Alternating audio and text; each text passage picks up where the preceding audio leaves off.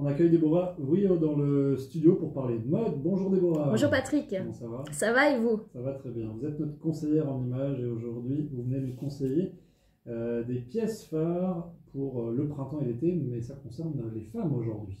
Exactement. Toutes les tendances qui sont à choper, si on peut dire, ou à adapter. Alors tout n'est pas bon à mettre, hein, parce que souvent on voit sur les podiums les grandes tendances phares qui sortent et puis on se dit oh, on peut jamais porter des choses pareilles dans la réalité.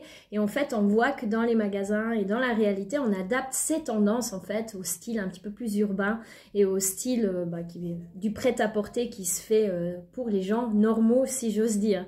Donc le premier look qui a été repéré justement sur ces podiums, c'est, on appelle ça le look biker. Pour vous mesdames, alors c'est un style qui s'endurcit un petit peu plus par rapport au style estival qu'on a l'habitude avec les fleurs romantiques, les silhouettes printanières. Là, on part sur des looks un petit peu plus durs, un petit peu plus travaillés, comme le style un peu motard, mais version light pour l'été. Ça veut dire on aura des perfectos en cuir, des gilets en cuir, beaucoup de jeans, hein, cette matière un peu brute, le jeans en robe, le jeans en salopette, le jeans en combinaison, qui donne un côté décontracté. Et en cuir, on aura aussi la jupe en cuir, sans oublier le fameux cycliste. Je ne sais pas si vous vous rappelez, le cycliste en fait qui revient, c'est cette tendance des années 90, hein, qui revient à la mode. On porte ça avec un t-shirt oversize, soit des baskets, soit des talons. Et c'est nickel, c'est ça qu'on appelle le look biker. Un autre style un peu moins dur peut-être. Un peu moins dur. Alors on va partir dans la fantaisie. Alors pour les accessoires, cet été tout ce qui est super tendance c'est tout ce qui est pop, un peu coloré, fun. On aura des accessoires avec de la tulle, avec des fruits genre des boucles d'oreilles avec des rondelles d'orange, des animaux comme des tortues. On a aussi beaucoup tout ce qui est issu de la mode du voyage. Donc ça peut être un bracelet avec un petit avion, avec un globe terrestre. Les bijoux assez XXL, si j'ose dire, donc très prononcés. En fait, on ose vraiment, on met de la fantaisie, c'est tendance. Avant, on pouvait dire, ouais, ça fait kitsch, mais maintenant, en fait, le kitsch est tendance. Mais pas trop quand même, mais un petit peu, c'est pas mal. Avec parcimonie. Ouais, exactement. Ensuite, on a l'imprimé phare de cette saison, ça va être le tie and dye. Le tie and dye, c'est un dégradé de couleur, un petit peu comme un coucher de soleil qui se porte sur les vêtements. Alors ça, c'est vraiment la grande tendance. On le verrait beaucoup dans les magasins. On commence déjà à le voir maintenant. Façon coucher de soleil ou tequila sunrise, dégradé, c'est pas mal. Ça fait envie. Ça, oui, tout à fait. Ensuite, on a le truc improbable. Alors, comme je vous disais, on repère sur les podiums, mais il y a des choses qui sont importables au quotidien. Il y a les gants. Hein. Ça se dit.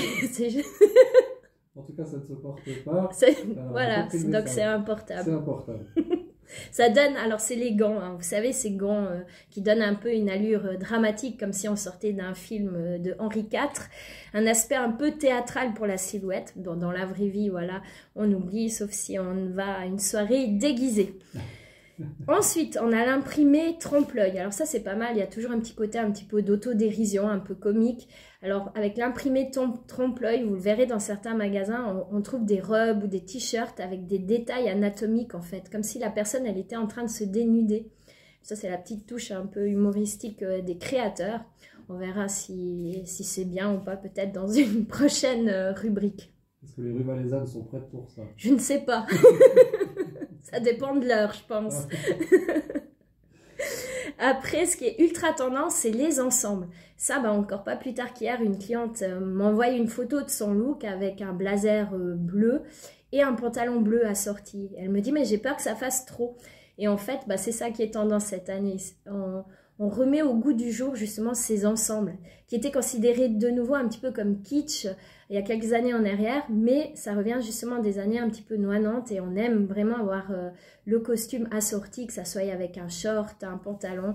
Donc ça, c'est tendance, que ça soit pour hommes ou pour femmes.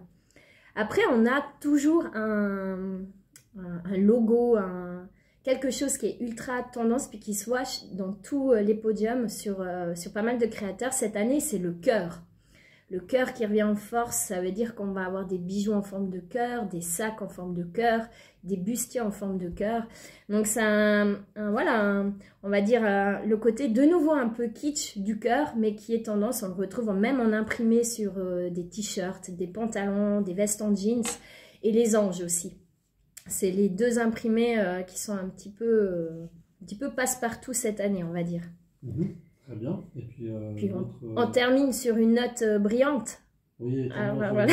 Avec le shiny. Le shiny, bah, c'est toujours brillant, c'est toujours ultra tendance tous les étés. Hein. C'est cette matière légèrement métallisée, dorée ou argentée. C'est sympa parce que ça va avec tout, hein, que ça soit pour des sandales, des baskets ou par petites touches si on n'est pas très bling bling. Et ça fera son effet. Voilà pour les pièces phares, donc printemps-été pour les femmes. La semaine prochaine, on s'intéressera à celle pour les hommes. Exactement. Merci beaucoup. Merci à vous, avec plaisir.